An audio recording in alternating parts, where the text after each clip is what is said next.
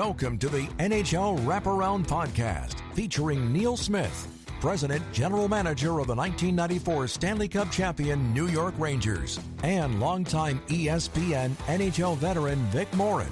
Together, they share no-nonsense opinions on news and issues around the National Hockey League. Whether you're a casual or diehard fan, each episode of NHL Wraparound will leave you more informed. Now, here's your hosts, Neil and Vic.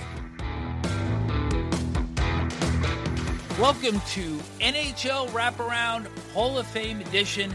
Vic Morren, along with my good friend Neil Smith. This is now the fifth in our series of Hall of Famers. First starting with Scotty Bowman, continuing with Pierre Turgeon, Steve Yzerman, and Scott Stevens. Our guest for today has a long history in the NHL. Professional hockey has had a long lineage of families who have had a prominent impact on the game, from the Staals and the Sutters to the Hulls and the Bentleys and beyond. Neil, our guest has a lineage which really makes them the true first family of hockey. Absolutely does. And I've always thought that, and I've always admired our guest and his family tree. And this is Craig Patrick, the Hockey Hall of Fame. Craig Patrick, the miracle team with the Team USA in 1980, 2 Stanley Cups as GM of Pittsburgh, New York Rangers general manager for 6 years. And Craig, thanks for coming and being on the show with us. Thank you. It's great to be here. Vic, one thing that you don't know about how Craig and I met, besides the obvious, is that I played hockey for Glenn Patrick, who is Craig's brother, in the minor leagues. My last season I played, my last half season in Hampton. He was coaching the Hampton Aces, and I was one of his, I'm not sure if I was an ace or an ass, but I was one or the other. So when I saw Craig Patrick one day at Nassau Coliseum, I was able to run up to him and say, "Hey, Craig, my name's Neil Smith. I played for your brother Glenn in Hampton." So that's the way that we got to know each other way back then, Craig. It's quite a while ago, yes, indeed. It's been a great relationship forever. It sure has, and one that I'm very proud of, and very proud to call Craig a friend, and lucky that I was able to know one of the Patrick families as well as I know Craig. Your family started with Frank and Lester, or didn't start with them, but certainly in hockey, some of the rules that Frank and Lester brought into hockey, some of the changes are still there today, and nobody even knows how they got there. Right. Their father had a lumber business, and they talked them into starting a league out in the Pacific Coast, and had teams in the U.S., had teams in Canada, and they ran the league. The dad and the 2 boys, Lester and Frank, put all these rules in. Back then, hockey had 6 skaters and a goalie. And Lester, when he played, he was the rover. He was a really good hockey player. But when they couldn't pass the puck forward, you had to skate it forward and pass it back. So they put in lines so you could pass the puck forward without going offside. They put in the blue lines. They allowed goaltenders to leave their feet to make saves. Just simple little things that we take for granted today, but they're necessary to get the game going back then. And what about the numbers on jerseys? Wasn't that Frank or Lester? That was the dad, because he liked to go to the racetracks, and he said, "Why don't we put jersey numbers on them like the horses have?" And so they did. It's funny how things came about, but it's way back in 1900. I think one of the things that really give true scope to where hockey was, where it has come from, is that your grand uncle Frank was co-founder and coach of the Vancouver Millionaires in 1915, 110 years ago. And that was the first team on the Pacific Coast to ever win a Stanley Cup. And then your grandfather, Lester, was the manager and coach of the 1925 Victoria Cougars. And that was the last Pacific Coast team to win a Stanley Cup until the Ducks won in 2007, a span of 82 years. So when you look at numbers like that, it is truly remarkable that your family has been this influential in hockey for so long. Yeah, they've been around for a long time. It's amazing. But actually, Leicester also was part of the first team, U.S. team to win Stanley Cup in Seattle. And actually, they could have won two, couldn't they? Had it not been for the flu epidemic that happened. Montreal was already there, and the flu epidemic happened. And actually, Montreal, one of their defensemen died in Seattle of the influenza. Right. Yeah, it was a sad time for that era, for sure. And it was Joe Hall, the defenseman, that passed away. And I believe it actually took place before the final game. Yeah. And that's when the series was actually canceled. So it's quite something that, again, 100 years apart between the influenza pandemic in the 1900s and COVID-19. So a little bit more history there. Yeah, definitely. Crazy world. Craig, let's get on to your life and as a youngster, and tell us about your childhood, like where you were born and growing up. You obviously, well, I know your dad was Lynn Patrick, the famous Lynn Patrick, who played for the Rangers, one of Lester's sons. His brother, Muzz Patrick, also played for the Rangers, who was your uncle. But where were you born, and what was it like to grow up with this hockey all around you? I was born in Detroit, Michigan. My dad and my uncle Muzz enlisted. They were Canadians, but they enlisted in the U.S. military during World War II. And they spent 3 or 4 years in the Army. And my dad was stationed in Detroit, met my mother, and got married, and I was born in Detroit. Back then, when you served, you got out of the service, you got your old job back, and they were playing for the Rangers when they joined the Army. And they both got their jobs back with the Rangers. So when I was 4 months old, we moved from Detroit to New York, and my dad played his last year there, then got into coaching. By the time I was 4, I lived in 4 states: Michigan, Massachusetts, because we went to Boston at the end, New York, and Connecticut. My dad went from playing for the Rangers to coach the Ramblers in New Haven. And Glenn was born in New York, our last year in New York. My sister was born in Connecticut. So now you know where I was at the age of 4 in Boston. And I started playing hockey in Boston, and I really enjoyed it. When I got to be 13, I watched the U.S. team win the gold medal in 1960 in Squaw Valley, and I decided that's it. I'm going to be a hockey player. And they won it in February or so, whatever date it was. But I turned 14 in May, and before my 14th birthday, the Canadians played the Bruins at Boston Garden on a Saturday afternoon, and my Pee Wee team played between periods. And Frank Selke Jr. saw me skating and playing, and he said to my dad, if your kid ever wants to be a hockey player, we'll bring him to Montreal. So now I turned 14 in May. In August, I was in Montreal at the age of 14. They wanted me to play for a particular coach, Brother Paul, who was teaching at a Catholic school. So they enrolled me in the Catholic school, and I played for Brother Paul.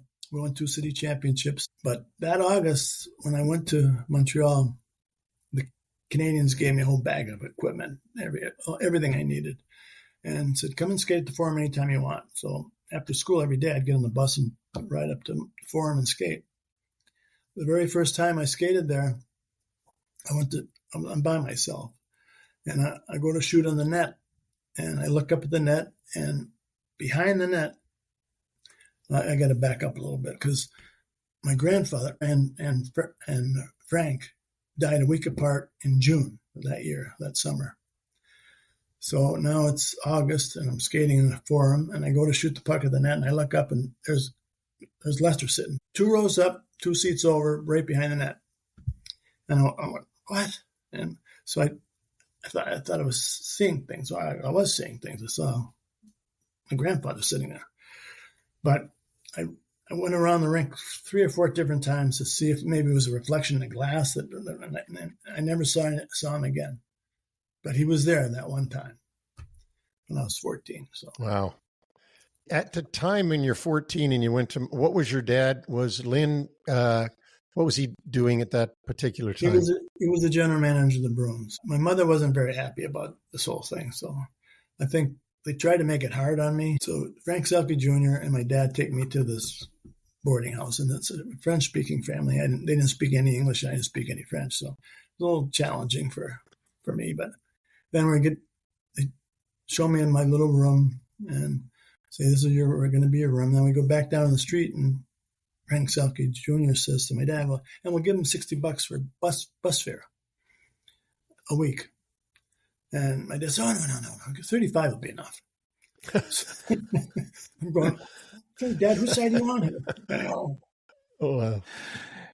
Craig, you eventually, by the end of the 60s, you're going to college and you're a member of the University of Denver, back-to-back championship teams in 68 and 69. You're the captain.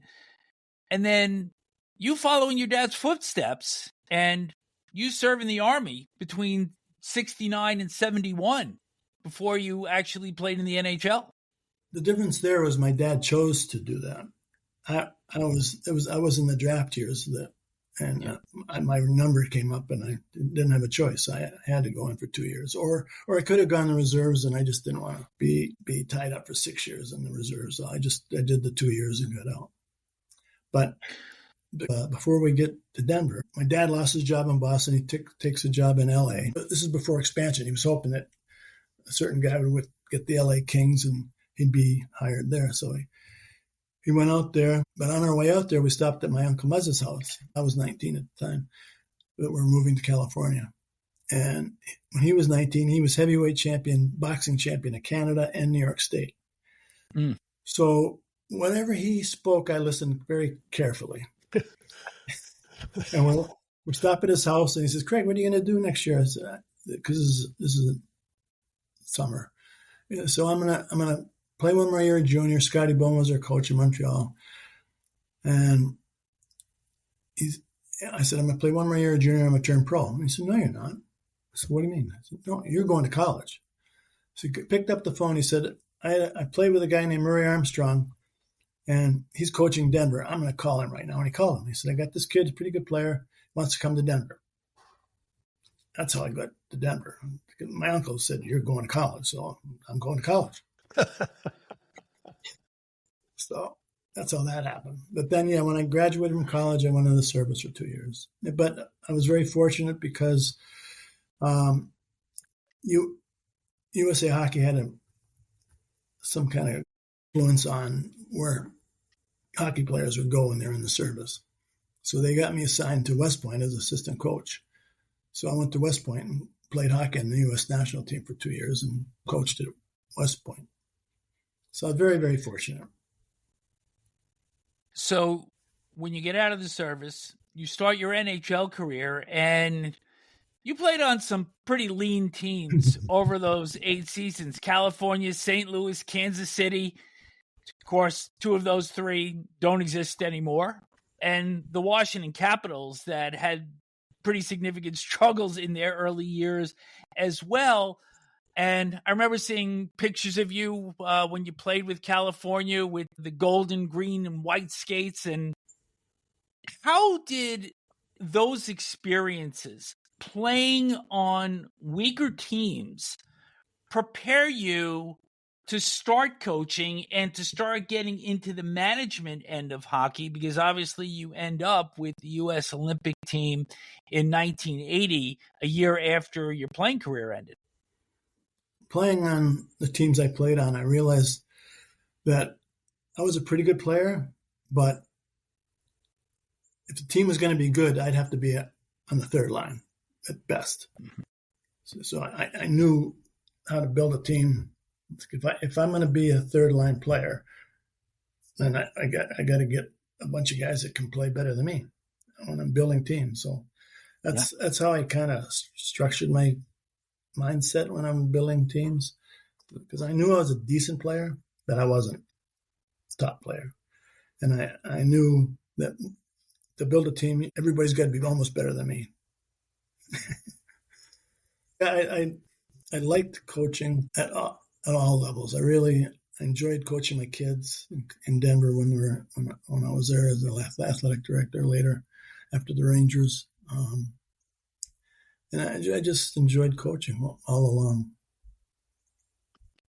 Before we get into the management part with Neil, I'm going to be remiss if we don't talk about that 1980 team. And even to this day, it's Herb Brooks, it's Jim Craig, it's Kenny Morrow, it's Mike Eruzione.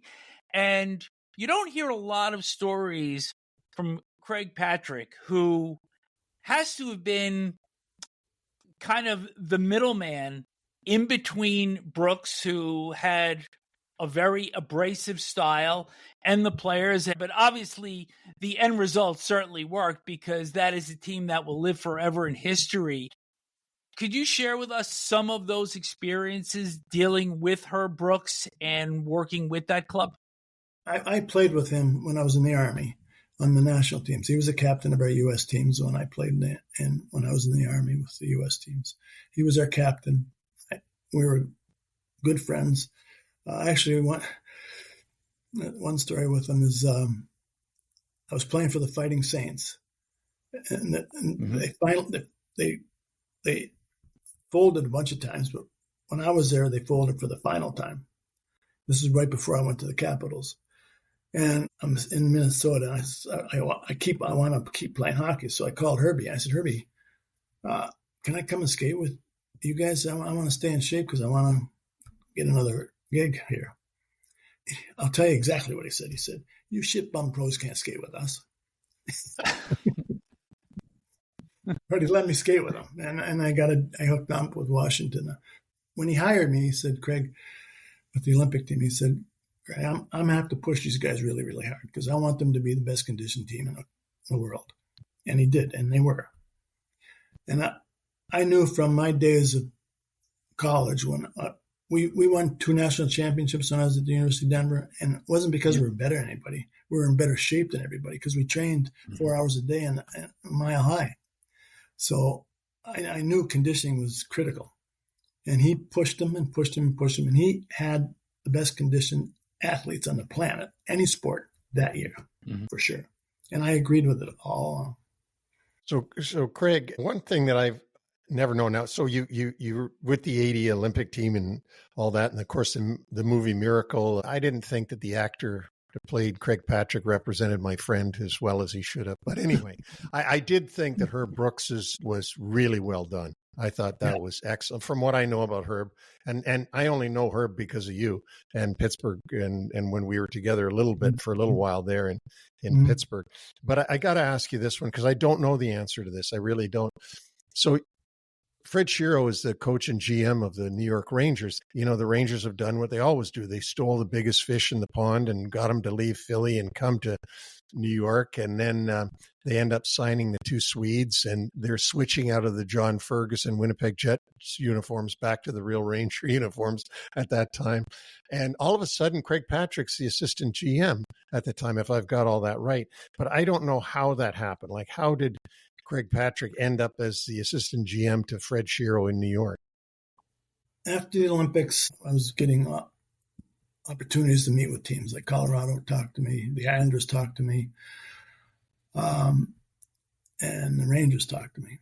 Bill Torrey was with the Islanders, and he offered me an assistant coaching job. The Avalanche offered me an assistant coaching job. And the Rangers offered me, I'm not sure what the title, director of hockey operations maybe, but I wasn't an assistant GM because they had an assistant GM. They hired me to come on board. And I went out to see Bill Torrey because I decided I was going to go with the Rangers. So I go out to see Bill Torrey, and he says, okay, that's your decision, but I'm going to do everything I can to get you fired. But I lasted 6 years in New York, so I'm pretty proud of myself. Yeah. Bill couldn't get rid of me for 6 years. But you were with Freddie, though, and then you took over for him. Yeah. Was it a case where the Garden fired Freddie and then elevated you, or how did that happen? What happened was we had a rough start. We were 3-14-3, 3 wins, 14 losses, and 3 ties at the 20 game point at the season. And Freddie stepped down. That's what I got. So they came to me and said, "Now, Craig, now what are you going to do?" So I'll get Herb Brooks to coach. But Herbie was coaching in Davos, Switzerland. He couldn't come. So I said, "Well, then I'll coach. I'll just coach because I want Herb eventually. So I'll wait till he's done with Davos." And so I coached. And we went from 3-14-3 to making the playoffs the last weekend of the season. Back then, 1 played 16, 2 played 15, So we finished 14th overall. We played the LA Kings and beat them in a short series. It was a 5. Then we played St. Louis Blues, who finished 2nd overall, and we beat them in 6 games in a 7-game series. And then the Islanders beat us. But at the end of the year, Sonny Werble and Jack Crumpy were my bosses. They wanted me to keep coaching. And I said, I'm going to get Herbie. So they let me, after 2 months, they let me get Herb. So yeah. And didn't that LA series, if my memory serves me right, that LA series was a fight fest too, wasn't it? Yeah. Wasn't there a lot of penalties?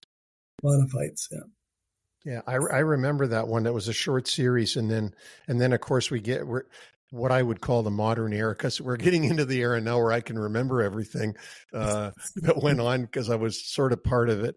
So anyways, you're 6 years in New York. I remember that well. You had some really good years there, but then you went to the draft in 1986 and you had the 9th overall pick.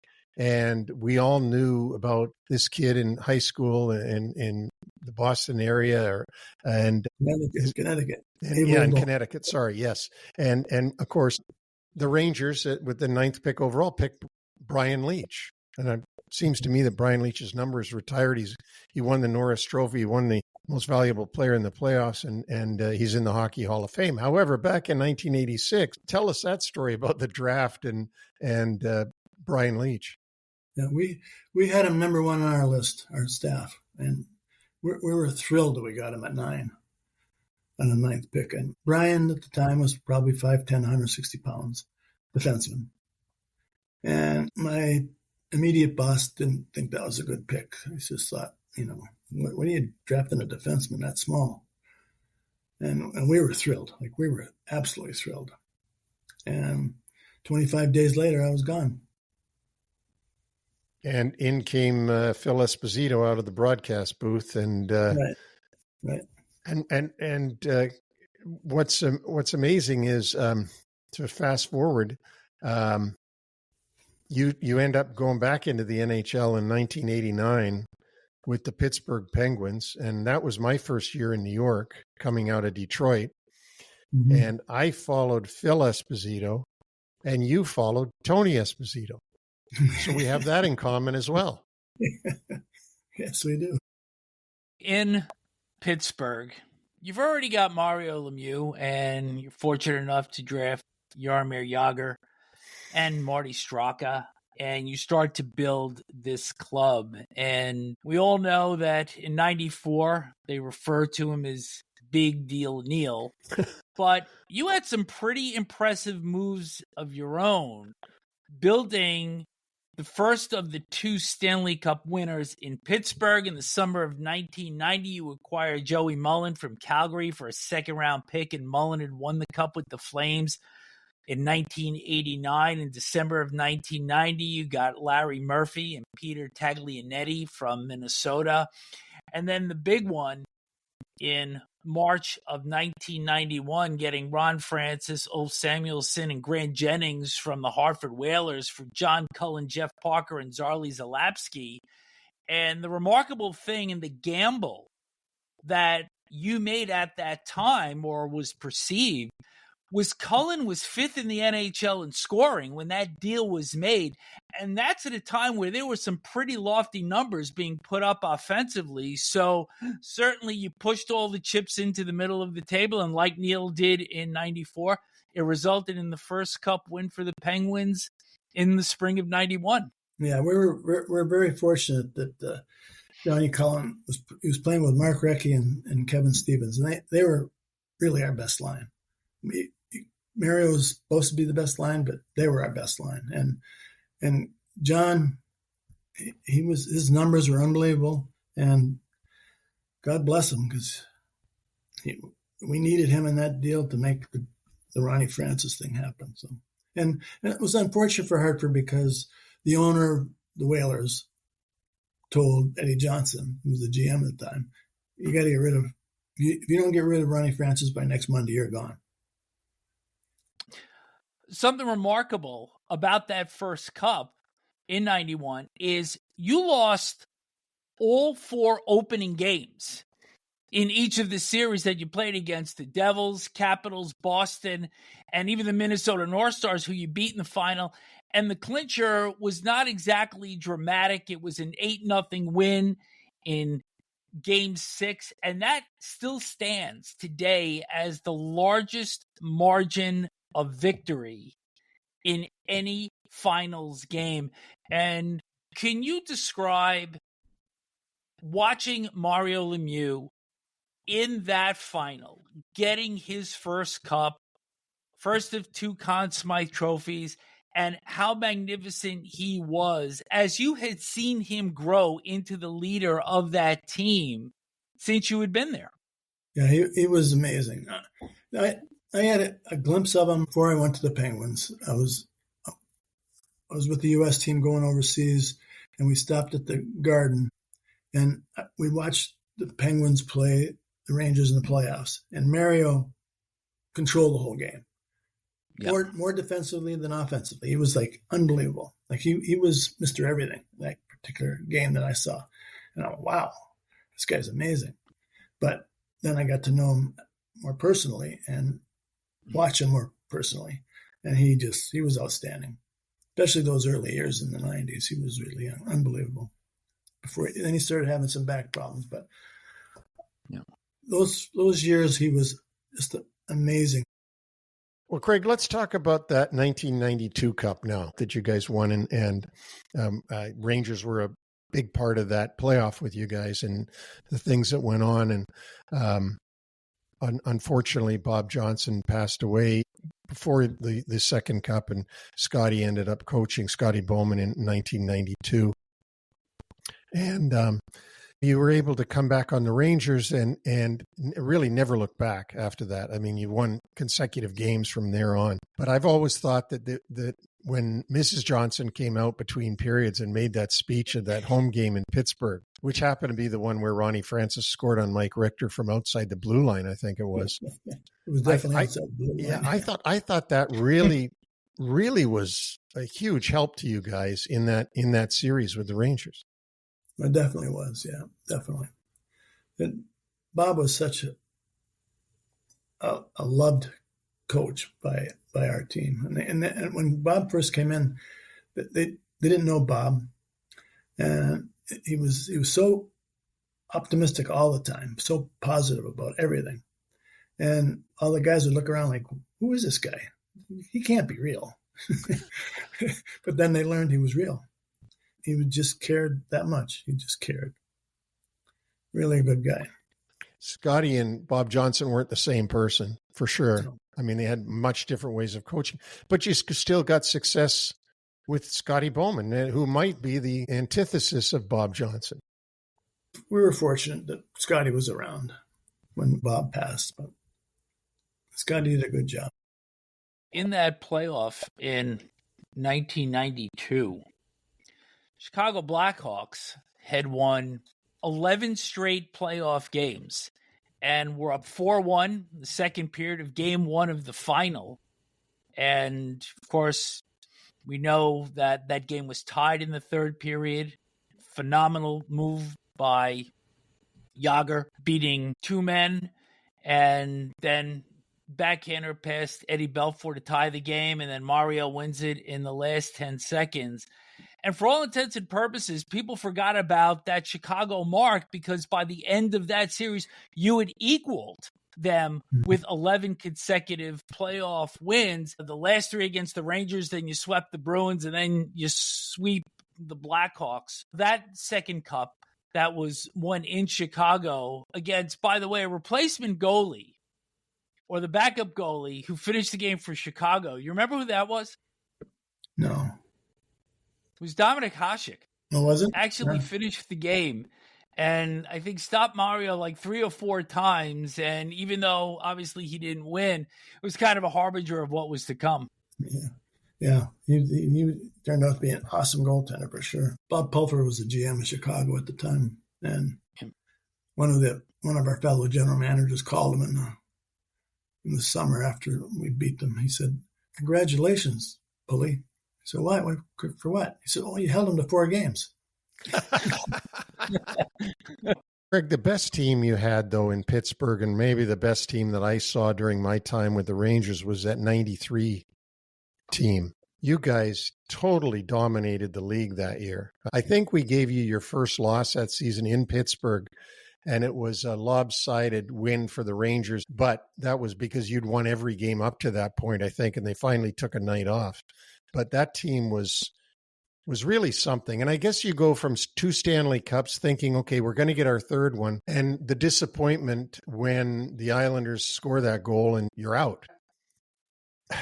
I mean, how does that feel? Because I haven't had that thing, but you're thinking, I've won 1, I've won 2. We might be like the Islanders and be able to get to 4. And then you've got the best team in the league, but you can't get by the Islanders for whatever reason. That was a heartbreaker because I thought 93 was our best team. I definitely did. And I've said that many times over in my career, but that team was pretty special. I know I got to know Lyle Odeline later in life. He was with the Canadiens at the time. They ended up winning that year. And he said when the Islanders scored, they were all in their locker room in Montreal and jumping up and down. They said, "We got the cup now. We got the cup." Because they knew they couldn't beat us, but they could beat the Islanders. So, and they ended up winning. But that's what he said. They were jumping up and down the locker room. "We got the cup now. We got the cup." Yeah. I wanted to ask you, Craig, going back, and this is an important question for me because I haven't asked you, and I just think it's important. Back in 1980, when you go to work for the Rangers and you're interviewed, as you said, for those 3 teams, your heart's got to be with the Rangers because your family is the Rangers. I mean, there is no family that's more Rangers than the Patrick family. How did it feel when you became the coach and the GM of the New York Rangers, knowing that your grandfather, your father, your uncle had all been part of the Rangers? Now you were getting your chance to be part of your family's franchise, basically. It was humbling for sure. Like to get that position was, I never, ever expected that. Even when I got hired by the Rangers, I didn't expect that to happen. So it was really humbling. And I knew what I had to do. I had to win. I'm jumping around here a little bit, but there's things that I had written down that I really wanted to ask you because I think it's important. You win the 2 cups. You should have won a 3rd one. But then in Pittsburgh, like it wasn't a joyride for you in Pittsburgh. I mean, you went through heaven to hell in that. I remember it well. You ended up with the teams in financial problems a couple of times, and you had to manage through that and do things you didn't particularly want to do, but that you had to do because it was strictly financial stuff. The contracts that were done there saw money, paid off way into the future, and that's how Mario ends up with the Penguins down the road. Tell us about those days. I mean, you go from, as I said, right being on the cusp of 3 in a row Stanley Cups with fantastic players, and you're paying people and all that, then suddenly the purse strings are shut on you. Yeah, it was difficult. Financially, it was really difficult, and we had to scrape things together, which we did the best we could. I don't want to go into why it all happened, but we did run into some financial difficulties. But you had to manage through those, Craig. I mean, I've never managed through financial difficulties. As you know, I've only been with the Rangers, and they don't usually have financial problems. But you had to find a new way to do things, and that's got to be difficult for a manager who's been able to have Yager and Murphy and Lemieux and on and on and on, and put together these fantastic teams. Now, all of a sudden, and I'm not asking you why it was done and who it was done with, but just from your standpoint of having to deal with that and not get too down about it or not want to jump ship, but battle through it. And you did. There was some challenges, but I made it 17 years. I'm pretty proud of that. There were challenges for sure. And it was difficult to watch some of the teams we had to put on the ice. So. But your impact on the Penguins actually carries through today, because you drafted Marc-Andre Fleury, Sidney Crosby, and Geddy Malkin, and Chris Letang, and all will be in the Hall of Fame at some point. So there's still got to be some gratification there, knowing that from the Lemieux Yager era that you were influential. It still carries to this day's Penguins. Yeah, I'm really proud of the job we did. But when you're finishing the bottom of the league every year, you can get some pretty good picks. So. And that's what happened. So. Didn't the one year when you got Crosby, wasn't it between you and Anaheim? Came down to that of who would get, and it wasn't because you finished dead last. It wasn't the lottery. Hadn't the lottery started then? Yeah, it was the lottery. Yeah, because of the lockout. And Craig, I believe you got the luck of the draw over Anaheim, and that's how you were able to pick Sidney Crosby. And then Bobby Ryan actually was the second pick going to Anaheim. Do you remember if you'd lost that lottery? Do you remember who guys were going to pick if you didn't get Sidney? I don't remember. Probably blocked it out a long time ago. Yeah, well, you got the right guy, that's for sure. And I got to say, Vic, I had a thing that I always did. We played the Penguins, I don't know how many times per season in Pittsburgh, I think at least 3. And every time I'd go see Craig in his office and sit around and talk and try to learn some things from him and try to figure out some things so that I could figure out how to get the Rangers to win and not fire me and keep me there for a while. And as it turns out, I got to stay 11 years, which was like dog years, right, Craig? When you're in New York, that's like staying 25 years someplace else, yeah. I think. Yeah, right. Yeah, I was fortunate to be there 6 years. I was happy about that. Yeah, I think we're both fortunate to have. I'm very fortunate. You're a Patrick. I'm not. I'm a Smith. They didn't name a division the Smith division. Craig, before we let you go, you're in a position now that you're probably never going to get fired in, because you're the commissioner of 3-ice, which is 3-on-3 hockey. It's played during the summer, and it's like NHL regular season, overtime, all the time. Can you tell us a little bit about that league? Yeah, it's very entertaining. We have a lot of different rules than the NHL does. Like if the puck goes up into the netting and back into play, it's in play. We don't have a face-off. We play 2 halves per game, and they're short halves. It's like 8 minutes a half, and we have 2 face-offs, 1 to start each half. That's it. Those are the only face-offs we have in the game, and it's all action, just constant action. And we went out and tried to find skilled guys, we're trying to get NHL guys. We've got some, but ex-NHL guys, but most of them are minor league players.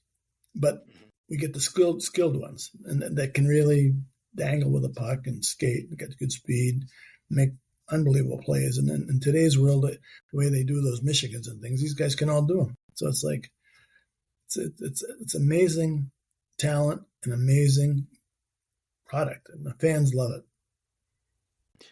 And this will be your 4th season. Yes. Coming up. No shortage of star power behind your benches coaching these guys. Yeah, we've got some great coaches. Yeah. Start with Ray Bork, Guy Carbonneau, Ken Danico, Grant Fuhrer, Joey Mullen, Larry Murphy, Pierre Turgeon, who you had on. They're just great guys. And they love John Leclerc. They love being coaches. They love these guys. They love to see these guys having fun on the ice, because that's what this is. It's a fun league, and all the players love it. So, Craig, when a goal is scored, does it just how does that work when one team scores a goal? The goalie pulls it out of the net, waits for the referee to blow the whistle, and he makes a play. Off the goal. Wow. So that's sort of like we do when we're out playing shinny. Yeah. Which is the most fun game, is like adult hockey and stuff where there is no whistles at all. You just keep playing. And the one team has to back off when they've scored a goal on the one team, they back off. Yeah. Right. That sounds like a lot of fun. I wish I was a lot younger so I could play. Yeah, I do too. Yeah. I wish I was. Yeah. I'm envious of these kids. They have a lot of fun. Well, Craig, thank you for taking your time and doing this with us and talking about the history and talking about the new league that you're involved with the three ice, and also the days in Pittsburgh, your days in New York, and your days with the great man Herb Brooks and the Miracle on Ice and all the different things. You've had such an unbelievable career, but I guess that goes with the name Patrick, because there is now, by the way, Vic, we didn't mention this, but I called Craig and said, congratulations on having the fourth generation of general managers in the NHL with Chris Patrick running the Washington Capitals. Now there's 7 Patricks on the Stanley Cup. Because Dick and Chris just got on in 2018. So there's 7 Patricks on the Stanley Cup. Wow. And by the way, that's the last name of Patrick. Not Patrick Waugh. Right. Yeah. So Craig, thanks anyways. And this is great. I love seeing you. You know that. I mean, it's always fun for us to talk together and talk about the old days, but more talk about shared experiences that we've had with the Rangers in the 90s, competing against each other. And I hated Ulf Samuelsson until I got him. And then I loved him. But really and truly, from everybody listening, thanks for doing this, and congratulations on what a great life you've had and great career you've had, and continues on today.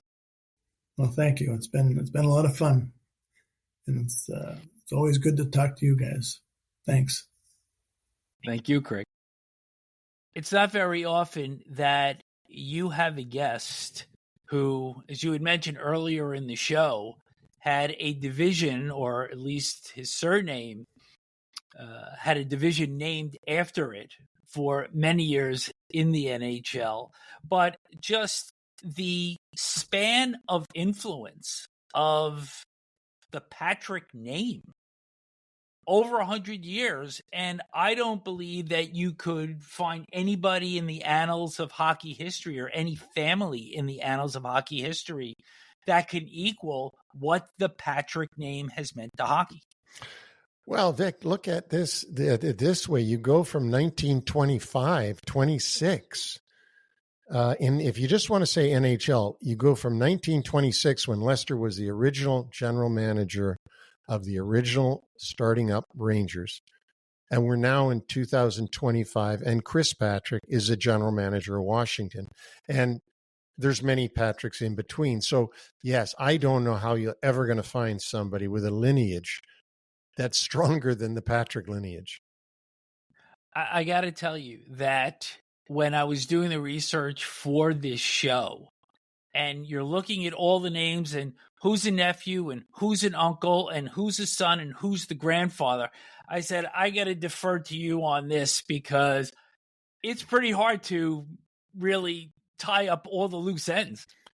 And you know, when we were talking to Craig, and he was bringing up his time with, playing in Boston, and then going to visit his Uncle Muzz, and Uncle Muzz said, you're not playing junior, you're going to go to college, and I'm going to call Murray Armstrong. But I mean, hockey was all around Craig. From the time he was born, there was this hockey presence around him. His dad was Lynn Patrick, was general manager of Boston, and then later general manager of St. Louis. And his uncle was Muzz Patrick, who was general manager of the Rangers after playing for the Rangers. And I mean, hockey just swirled around. It must have been like, breathing is to most people that hockey was part of his life and always has been. I've always found Craig such an interesting guy. And don't forget, we haven't mentioned it, that there's a prestigious award named after Lester Patrick called the Lester Patrick Award for service to hockey in the United States. Sort of a paradox because Lester Patrick actually was a Canadian, but it's thought of as the first American hockey family. And so just great to have Craig on, and just another real good interview. By the way, the 3-ice championship trophy, it's called the Patty. How fitting. Yes. Hey, 79 years old and still scouting the opposition for the Penguins when teams come in. So he continues to have his finger and his involvement in the game. And it is just something that, with the Patricks, you just come to expect that you're a lifer. It's amazing how, I don't want to use the word incestuous like it's a bad term. I just want to say that incestuous, the game of hockey, is it tentacles go everywhere. Who would have known that Craig Patrick and Herb Brooks played together at West Point? Like, I didn't know that. All this stuff comes out when you talk to people, and then he ends up making Herb Brooks the coach of the Rangers. So it's fascinating stuff. The Hall of Fame franchise, we have another notch in our belt. The 5th show is complete, and you'll be able to see this show also on our website, newly rebranded, NHLWraparound.com. Cleaner look, easier navigation. Check us out, and won't be long until we have another Hall of Fame show to post. So on behalf of Neil, I'm Vic. Thanks so much for tuning in.